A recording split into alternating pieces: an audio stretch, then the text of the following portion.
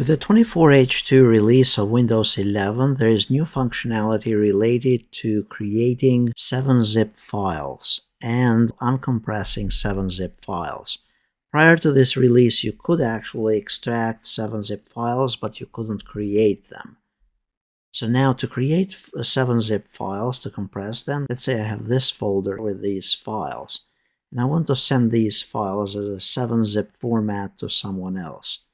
But before I can send it, I need to create the 7-zip file. To create the 7-zip file, right-click on the folder and then click on Compress to, and then select 7z file. Give it a name and then hit Enter. So this is the compressed file that you'd send to someone else. It will contain that folder or a bunch of folders that you may have within the folder along all the files, but it's one file. Now, let's suppose that you received this file and you want to uncompress it. You want to extract the contents of this 7-zip file. You don't need to download any special program to extract them. To extract those files, you click on the 7-zip file, compressed file here, and then select Extract All.